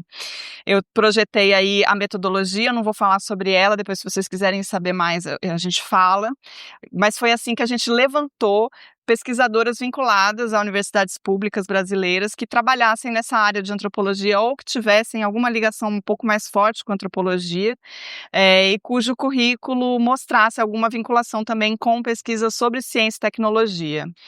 Ou técnicas, modos de conhecimento, saúde, essas áreas correlatas, né? E que demonstrassem algum diálogo com teorias e epistemologias feministas. Então, no levantamento inicial que a gente fez, a partir desses locais de pesquisa, a gente chegou em 128 pesquisadoras. Aqui vai uma rápida observação das suas localizações por estado no Brasil. A maioria está localizada na região sudeste, como vocês podem ver, e a intenção desse levantamento era construir um mapa que ajudasse a gente a decidir quais seriam os episódios das temporadas 4 e 5 do Mundaréu. Na verdade, a pesquisa rendeu tanto que a sexta temporada também vai trazer resultados dessa pesquisa, e aqui está uma nuvem de palavras, essa nuvem de palavras mostra a maioria das palavras-chave e categorias de pesquisa que essas pesquisadoras trabalharam. Então, a gente queria criar uma primeira imagem contextual e localizada do campo, abrindo também possibilidades para construir uma rede que está em processo de constituição, que é a RAFECT, a Rede de Antropologia Feminista da Ciência e da Tecnologia, a qual eu convido todo mundo que se auto-identificar, né, nessa interface. A gente está começando a estruturar a rede a partir do seu site, redes sociais, e a ideia é potencializar o trabalho dessas pesquisadoras coletivamente. Bom, aí em 2023 a gente começou a publicar, né, a quarta temporada do podcast Mundaréu, que tem aí 5 episódios que foram produzidos no Brasil, e agora a gente está já na 5ª temporada. Não sei se, acho que eu não coloquei slides da 5ª temporada, não. Agora vai ficar já esse próximo aí. Essa é da 4ª temporada, né? Então, e a gente também produziu uma série a partir das gravações feitas na Argentina, e a gente tem também uma série que a gente gravou na Colômbia, que vai ao ar no ano que vem. Então, essa pesquisa, ela tem sido um espaço de experimentações diversas, né? A primeira foi encontrar as pesquisadoras que tivessem nessa interface temática, disciplinar e política. Depois, agendar as gravações, produzir os episódios, produzir os materiais de divulgação. E aqui eu queria dar um destaque, porque o Mundaréu é um trabalho coletivo. A gente tem várias pessoas aqui da equipe, a Irene, a Fernanda, a Clarissa, e a equipe toda de Brasília que veio também aqui para Campinas, a Raíssa, a Luana e a Camila, mas tem muito mais gente, acho que não esqueci ninguém não, né? É um coletivo muito mão na massa, muito comprometido, principalmente mulheres muito criativas fazendo esse trabalho funcionar. A gente também está fazendo uma ocupação estratégica de eventos da área das ciências sociais e estudos sociais de ciência no Brasil. Essa mesa é isso, né? Uma ocupação estratégica, trazendo essa centralidade das perspectivas feministas para dentro dos espaços acadêmicos. E o nosso desafio agora tem sido organizar essas experiências, analisar e pensar os seus impactos e resultados. Então, nessa primeira temporada, a gente fez 4 episódios temáticos e um episódio final gravado na reunião de antropologia do Mercosul, numa mesa como essa, também fazendo a captação de áudio, como a gente está fazendo aqui. Então, eu vou falar um pouco de cada um desses episódios agora, depois, se der tempo, depois a gente fala sobre as séries também. Os nossos episódios começam sempre com uma trilha sonora, e a gente sempre escolhe uma música de uma artista independente brasileira, que tenha um estilo, uma produção musical afinados à nossa perspectiva estético-política. Para esse projeto, para 6 temporadas, a gente está trabalhando com uma música da Janine Matias, que chama Já Foi. Quem ouve o Mundaréu já vai começar a cantar ela mentalmente. Esse primeiro episódio chama Todo Laboratório sobre Pessoas. A gente fez aqui em Campinas, aqui na Unicamp. A gente entrevistou a Marisol Marini, que é antropóloga, e a Sandra Ávila. Elas estão na foto ali comigo e com a Soraya. A Sandra é professora do Instituto de Computação da Unicamp. E no episódio a gente vai para o Instituto da Computação junto com a Sandra. Ela apresenta para a gente o prédio, descreve o ambiente, descreve o laboratório dela. A gente fala sobre o seu espaço de trabalho, a gente fala sobre a presença de mulheres na computação, que é uma área muito masculina e muito competitiva, violenta, etc. Fala de universidade pública, fala dos computadores, do desenvolvimento de máquinas, do desenvolvimento tecnológico, e também como que a questão do racismo na ciência atravessou a pesquisa da Sandra, porque na sua rotina de trabalho, quando ela começou a trabalhar com a detecção do câncer de pele, e ela é computeira, então ela desenvolve softwares para que você possa automatizar o processo de detecção de câncer de pele a partir de exames de imagem, né?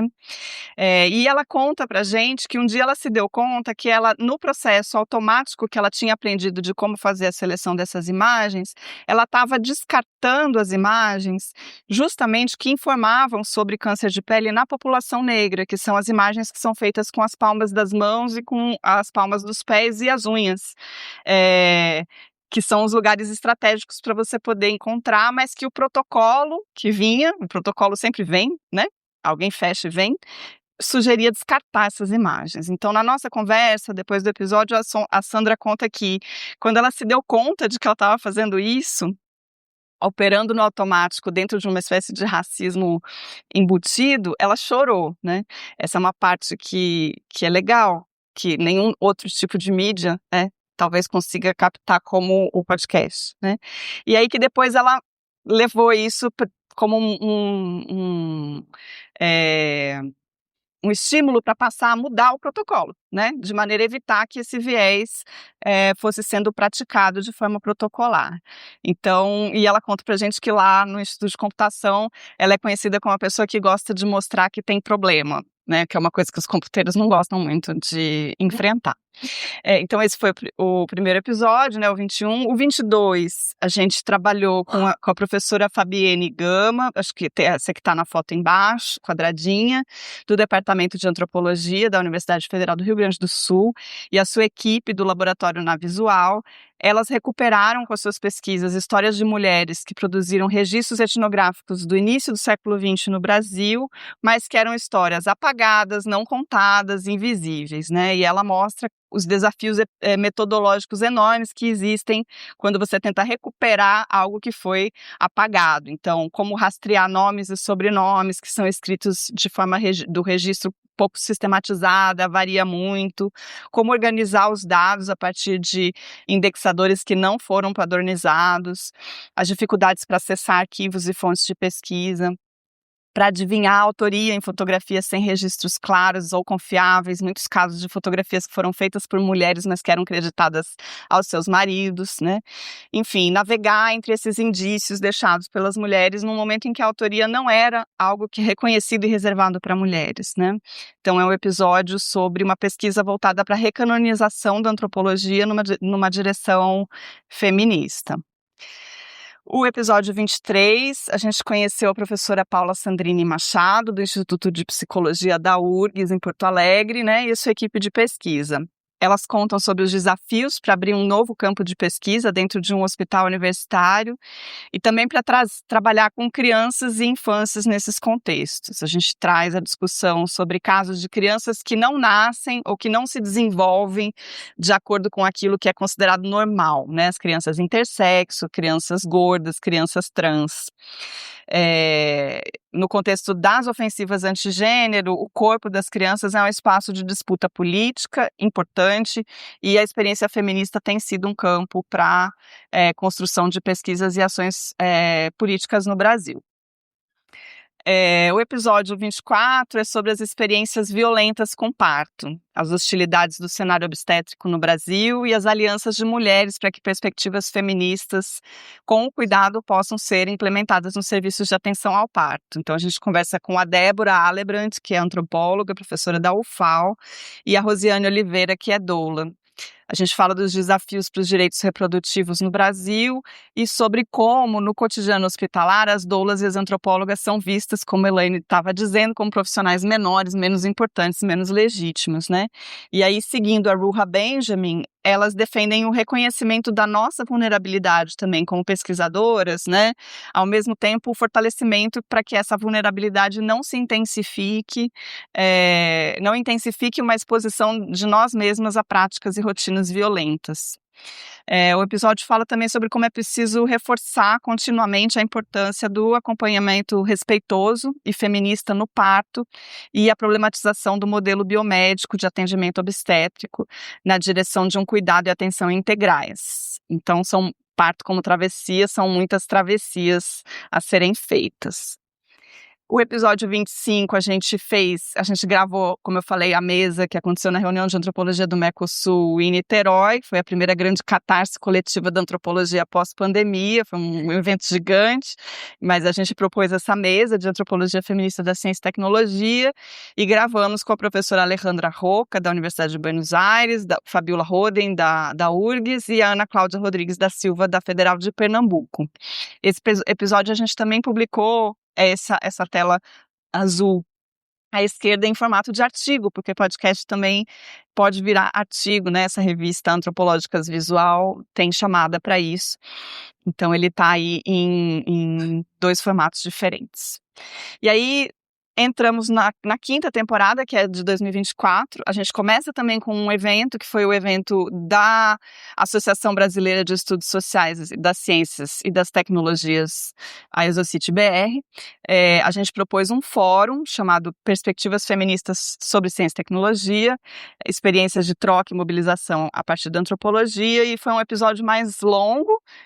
A gente convidou 3 antropólogas e pedimos para que elas chamassem 3 interlocutoras para conversa, e o fórum foi uma espécie de pergunta uma para outra, uma dinâmica de conversa entre elas, que a gente registrou. As temáticas, a Clarice, inclusive, foi uma da dupla, a Débora foi outra, e a Nádia Meiners foi a terceira antropóloga, né, e as suas interlocutoras. As temáticas foram menstruação, parto e experiências com deficiência e gênero de perspectivas feministas e interseccionais. O episódio 27, a gente pegou um tema que é a amamentação, né, e como que a amamentação pode ser uma perspectiva feminista, como é que pode ser uma pauta feminista. A gente conversou com a Marina Nucci, que é professora na UERJ, com a Bianca Balaciano, que é consultora em amamentação, e elas falam sobre dificuldades e problemas que mulheres atravessam durante esse período, como dores, fissuras, dificuldades para amamentar, e redimensionam esses problemas a partir das expectativas e pressões que são colocadas sobre as mães, num ideal inatingível, muitas vezes, de dedicação à maternidade. As duas também mães relativizam esse lugar da amamentação para a maternidade como algo muito sagrado, importante, sem deixar também de valorizar a experiência e a importância da amamentação, que é algo também que mulheres mães gostam e desejam. Então, acho que é um episódio bem interessante para balancear aí perspectivas feministas sobre um tema que geralmente é muito romantizado, né, que é o da amamentação.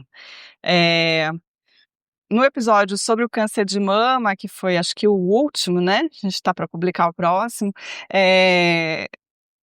A gente conversa sobre as expectativas sobre feminilidade com relação às mamas. Então, a gente falou de peito de novo, 2 episódios sobre peitos, né? Esse discute a importância da presença dos peitos e relativiza isso, né, para pessoas que precisam, muitas vezes, extrair por conta do câncer. Então, a gente conversou com a Jaqueline Faria, que é interlocutora da Valesca Aureliano, professora da UERJ, antropóloga. A Jaqueline foi uma das primeiras ativistas no Brasil a defender o direito à não reconstrução da mama após o câncer. Ela tem uma ONG que chama Mulheres de Peito e Cor e traz demandas de mulheres negras da periferia do Rio de Janeiro para as políticas públicas sobre o câncer de mama no Brasil, além de oferecer apoio e acolhimento com o desenvolvimento da autoestima das mulheres após as cirurgias de remoção. Já a Valesca relativiza, de um ponto de vista feminista, essa preocupação com a manutenção do corpo, tendo em vista essas expectativas que são exógenas a nós, mulheres, sobre a feminilidade e a sensualidade, né? Que tem um pouco a ver com os dilemas e dificuldades que uma mulher que está passando pelo processo do câncer tem em mente. A mulher está, né, enfim, mais preocupada com manter a sua saúde e não como que seu corpo vai ficar depois e se vai ser abandonado ou não. Então, também é um episódio delicado. Eu ia dar o spoiler dos próximos 2 episódios, mas eu vou pular por causa do tempo. Vocês aguardem. No comecinho de novembro. Eu acho que ela foi um pouquinho mais de tempo. Tá bom, então vou ler os spoilers. Eu não sei se eu pus as imagens, acho que eu não pus, porque a gente ainda não produziu as imagens. Mas o próximo episódio, então é spoiler, tá? Que vai sair agora em novembro, primeira terça-feira de novembro, chama Entre Fissuras e Cortinas, Modos Feministas de Habitar a Memória. A gente foca sobre as narrativas museológicas, sobre a nossa história, esse grande espaço de ação e transformação do nosso entendimento sobre nós mesmas, sobre a nossa memória coletiva. A gente entrevistou a Camila Wichers, que é professora da UFG na época, agora veio para São Paulo para o Museu de Arqueologia, né? E o Leonardo Azevedo, que é orientando dela, doutorando na UFG. Eles nos falam sobre as narrativas museológicas de uma perspectiva de gênero e sexualidade. A gente também visitou o MIS, que é o Museu de Imagem e Som, no centro de Goiânia, e acompanhou uma exposição sobre memórias da ditadura militar na cidade. Então, a Camila dá uma definição afinada dos museus no Brasil como espaços de deleite do pacto narcísico, branco e colonialista. E o Leonardo problematiza o quanto as narrativas de masculinidade que se veiculam nesses espaços são violentas. Então, tá um episódio pé na porta, muito bom. O 30, que vem em dezembro, foi gravado esse ano em Belém, chama Nosso Museu Está Vivo, Nosso Conhecimento Está no Território. A gente traz novamente uma discussão sobre museus e memórias, partindo das experiências com contranarrativas indígenas. Nós conversamos com Cláudia Lopes, que é antropóloga do Museu Emílio Guild, no Pará, e com a Ana Manuela Caripuna, sobre o legado da cultura material indígena que habita museus como esse, é um dos museus mais importantes do Brasil. A Ana Manuela fala das perspectivas de mulheres indígenas sobre a universidade e a ciência, aproveitando o espaço que o projeto de uma ciência intercultural, que é um projeto liderado pela Cláudia, abre para diálogos e produções em outros formatos. E aí a gente também conversou com a mãe da Ana Manuela, que é técnica do museu, a Suzana Caripuna, que cuida da reserva técnica e do acervo do museu. Então é um episódio transgeracional. Bom, uma ciência que exclui pessoas negras do seu protocolo, que apaga o trabalho e as contribuições de mulheres da sua história, que patologiza e destitui crianças de processos decisórios relacionados a seus corpos e sua saúde, que violenta e infantiliza as mulheres nos seus processos de gestação, parto e amamentação, não é uma ciência que nos interessa. Uma ciência que reduz mulheres às obrigações de maternidade e a padrões irreais de corpo e sensualidade não é uma ciência que nos interessa. Nós não queremos também seguir com narrativas e memórias coletivas aprisionadas em pactos coloniais violentos, genocidas e de exploração desenfreada do nosso povo e do nosso território. A gente deseja a total reconstrução nas narrativas e museus, na direção de um outro projeto coletivo que tem pouco a ver com esse que nós temos hoje, que está concretizado nas estruturas das universidades, e o seu passado centrado em hierarquias e práticas que não cabem mais. Então, as histórias que nós contamos no Mundaréu com essas pesquisadoras nos ajudam a pensar estratégias para transformações dentro e fora da universidade, em sentidos que nos possibilitem insistir em estar na ciência e seguir contribuindo para a sua produção. É isso, obrigada.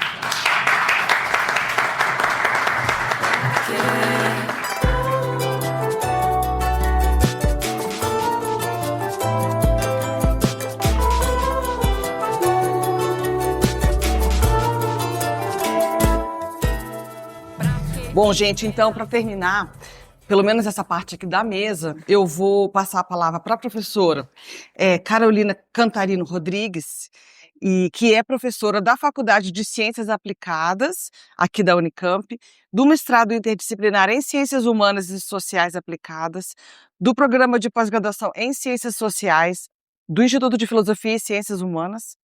Ela é membro da Comissão de Diversidade Étnico-Racial da Diretoria Executiva de Direitos Humanos da Unicamp. E em sua formação, ela é bacharel em Sociologia e Ciência Política, mestra em Antropologia Social e doutora em Ciências Sociais, tudo pela Unicamp. Especialista em jornalismo científico, fez pós-doutorado no LabJOR da Unicamp, onde atuou em diversos projetos de pesquisa e extensão.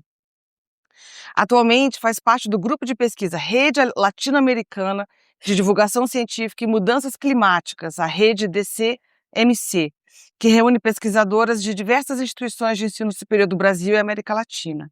Ela participa do tema integrado Comunicação e Educação pela Sustentabilidade, do INCT Mudanças Climáticas. Também é pesquisadora os nomes são ótimos, Multitão,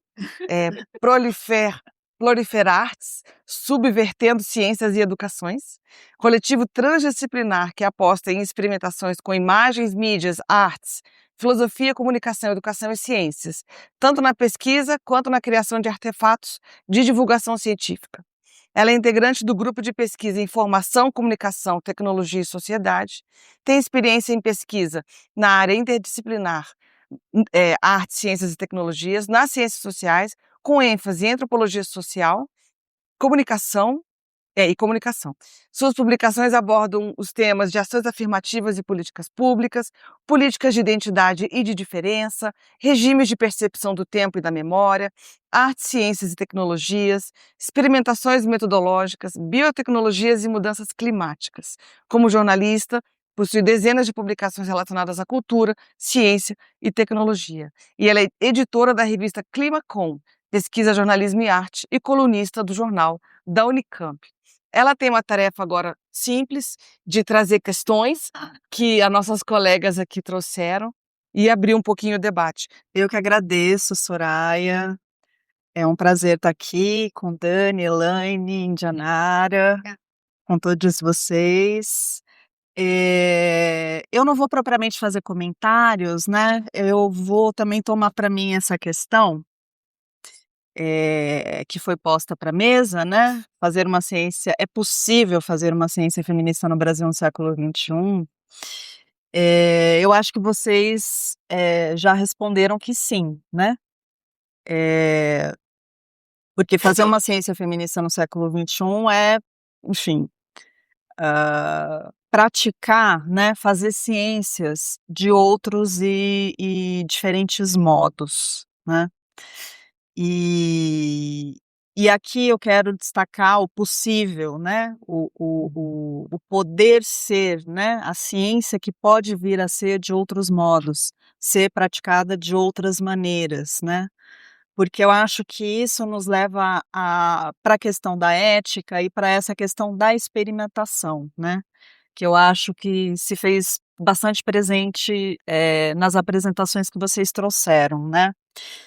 E eu quero destacar esse poder vir a ser da ciência, né, e essa questão da experimentação, porque, eu preciso dizer, né, que eu falo aqui, a partir do meu interesse, pelo feminismo negro radical, né, então, o pensamento negro radical da Denise Ferreira da Silva, do Fred Moulton, da Hortense Spillers, né, do meu interesse pelo transfeminismo, né, então o pensamento trans do Oube Preciado, Marques Bey, J. Mombassa, Castiel Vitorino, o interesse pela filosofia e epistemologia da ciência, principalmente a Isabelle Stanguers, né, a antropologia da Elizabeth Povinelli, enfim, estou citando todas essas pessoas, porque todas elas vão defender a necessidade, a urgência política da imaginação, né? Diante de tudo que a gente vem vivendo, né? Diante de todos os desafios que estão postos para a gente nas diferentes dimensões da vida, essas diferentes perspectivas e esses diferentes feminismos vão dizer que é necessário mais imaginação política, né? E nesse sentido, né, trata-se de recusar, né, como é que a gente pode recusar a captura da imaginação política pelos poderes e os saberes instituídos, né? Porque o que eles querem, como diz a Denise Ferreira da Silva, é traduzir tudo naquilo que já é conhecido, ou no mundo tal como nós já conhecemos, né, para usar uma expressão dela, né?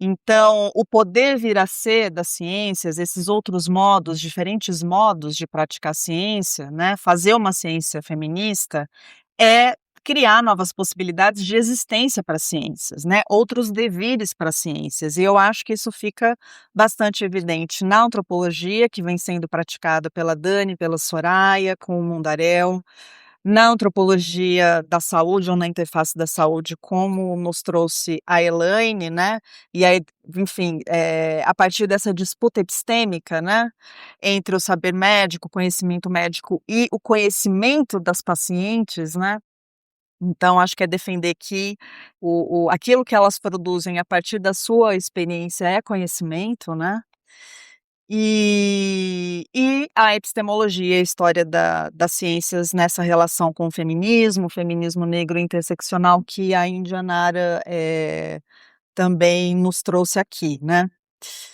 E e aí, enfim, pensando, na pergunta que foi posta para a mesa, né, eu queria, na companhia dessas pessoas, desses autores que eu mencionei aqui, eu queria defender que fazer ciência feminista no Brasil é reativar, a gente precisa, né, reativar a dimensão anticapitalista do feminismo e da ciência, né. Porque esses outros devires, da ciência, né, passam,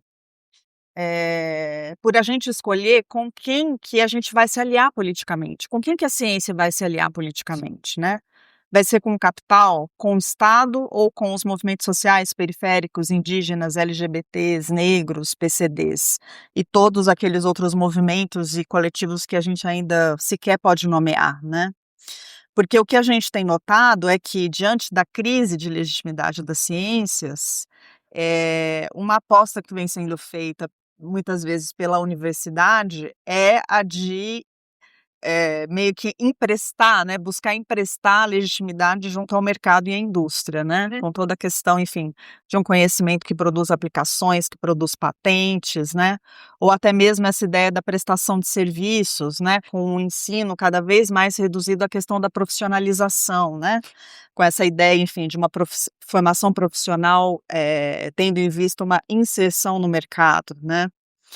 Então, eu acho que isso também ficou muito evidente nas apresentações de vocês, né.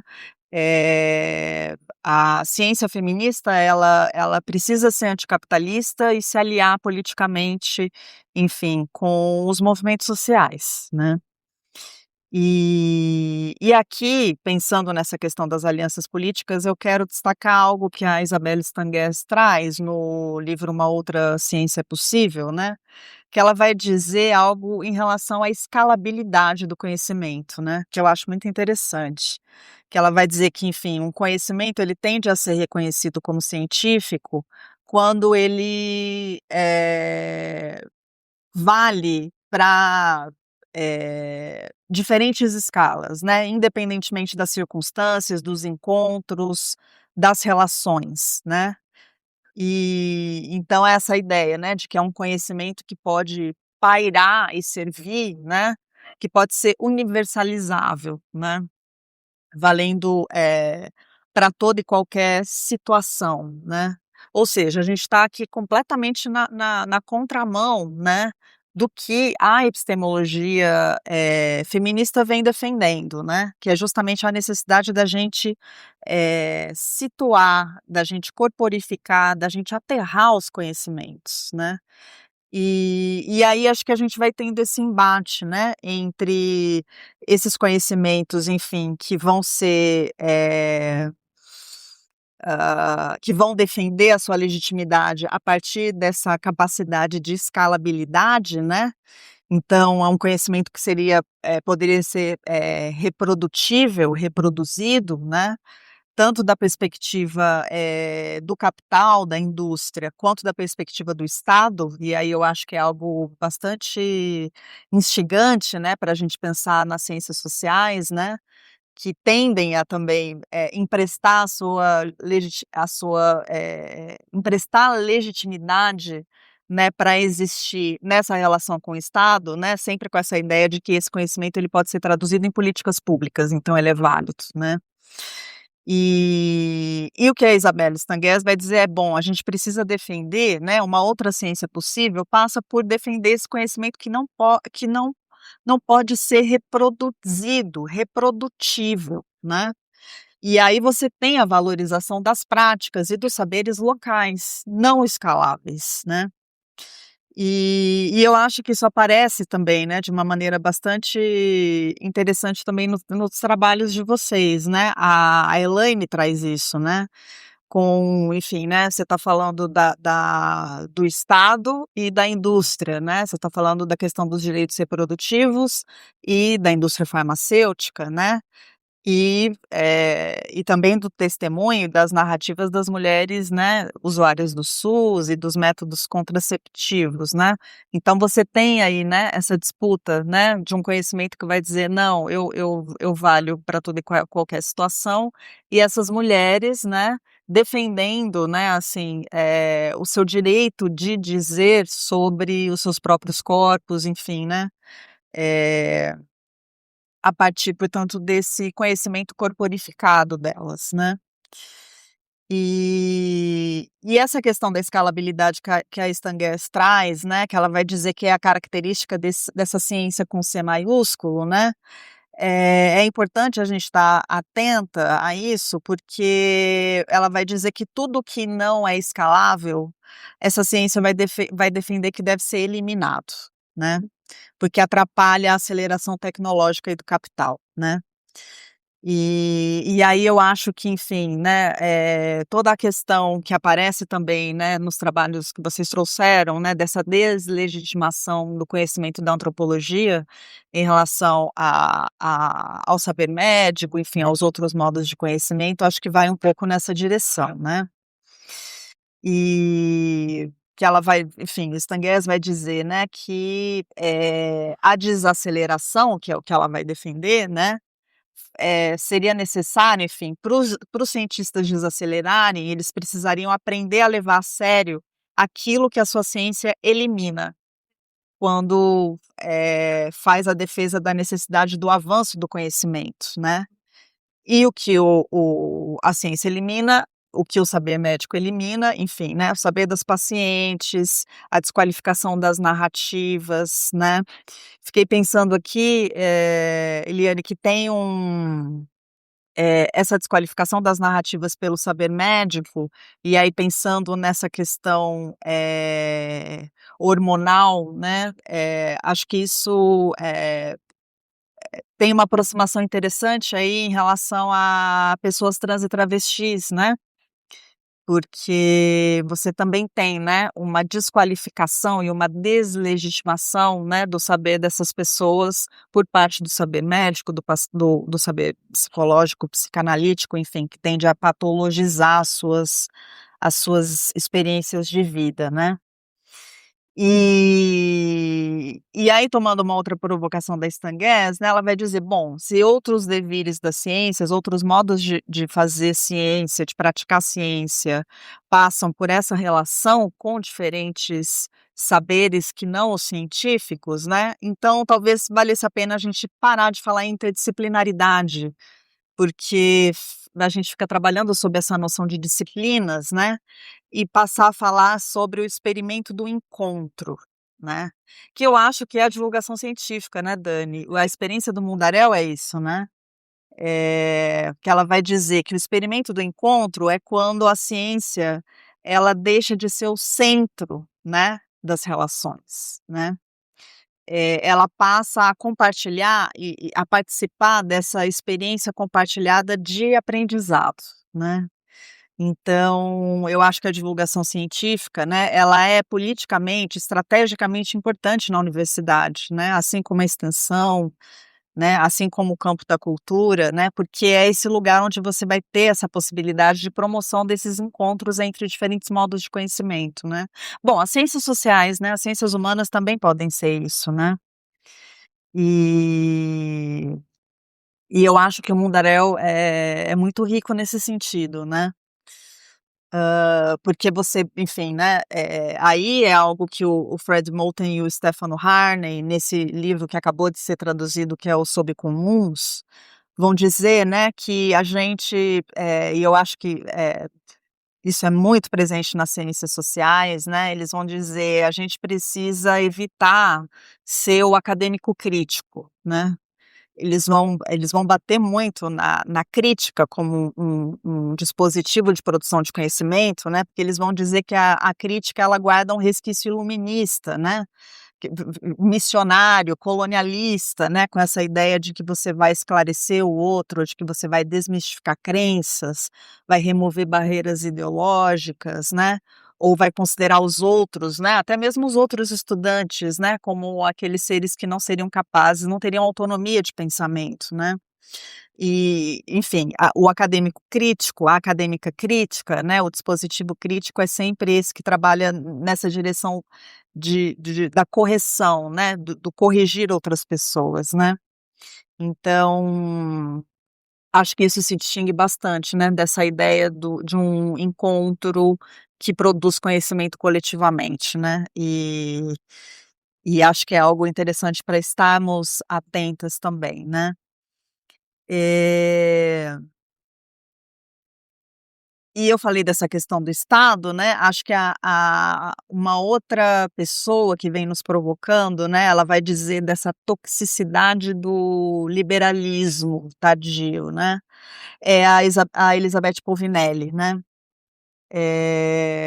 Eu acho que a partir dela a gente pode pensar, né, como é que a ciência feminista ela pode funcionar como uma espécie de antídoto para essa toxicidade do liberalismo, né, que de novo deseja traduzir tudo naquilo que já é, né, nessa linguagem já instituída em torno, né, do reconhecimento, do que pode ser audível, do que pode ser pensável, visível, dizível, né.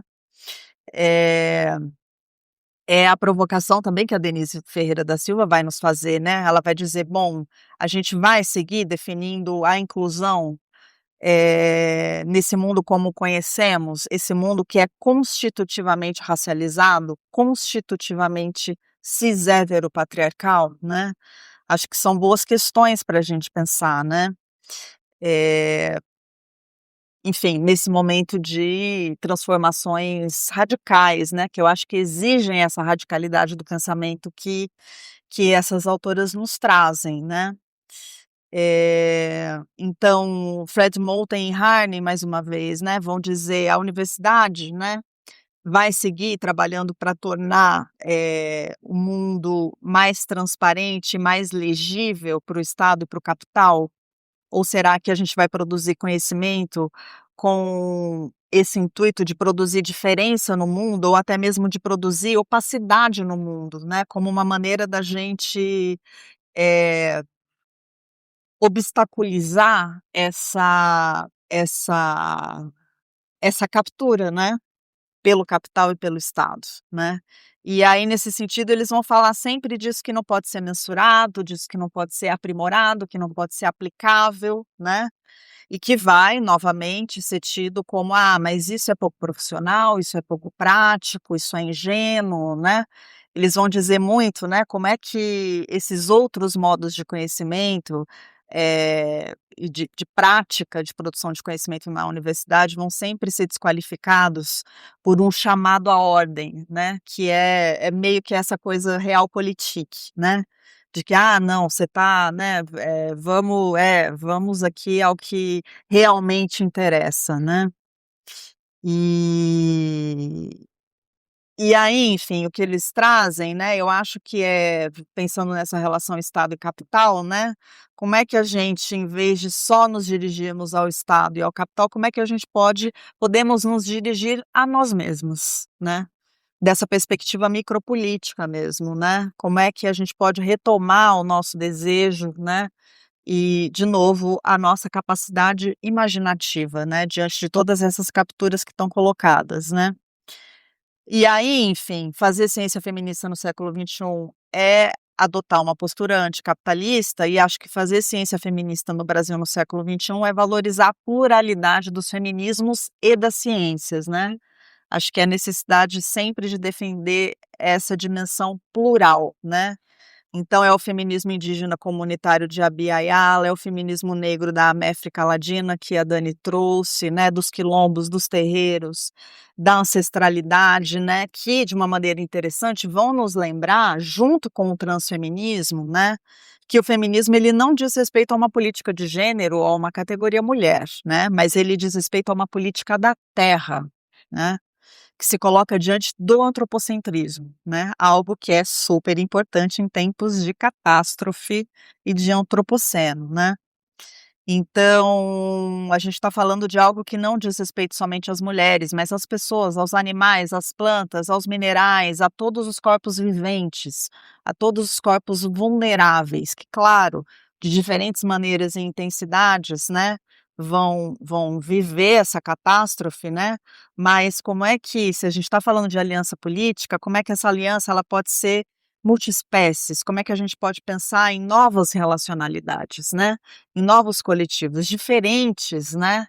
De coletivos e relacionalidades organizadas a partir das identidades modernas, porque são as identidades, enfim, que foram produzidas pela racialização e pela generificação, né? Então, os movimentos ecológicos, transfeministas, indígenas, antirracistas, eles estão transversalizando as suas lutas, né?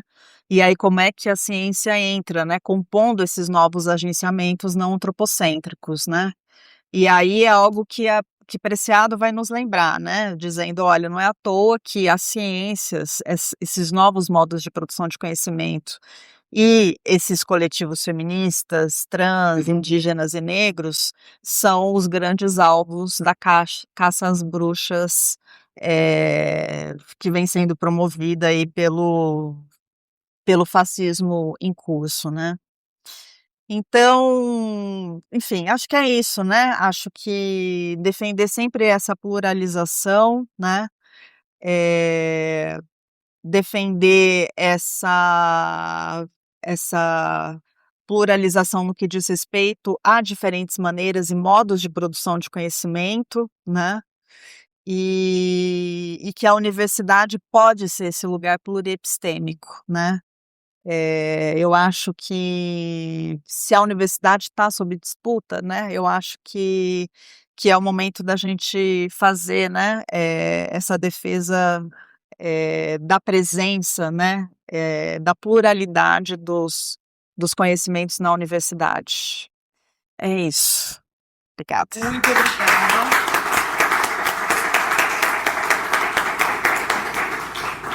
obrigada. Muito obrigada, Carolina. Que fala linda. Eu queria agradecer a todo mundo que veio essa manhã, agradecer a todo mundo que veio de outras cidades, né? E que também reorganizou as suas agendas locais para estar aqui. Agradecer à equipe do Mundaréu que está aí no suporte dessa gravação, ao Eric, que pacientemente está nos esperando, e desejar a todo mundo uma ótima continuação da Unbox e da EDIC, né? Que está acontecendo simultaneamente, que é esse evento que os estudantes organizam de divulgação, sobre divulgação científica no LabJOR. Então é isso. Um salve para todas nós. Muito obrigada.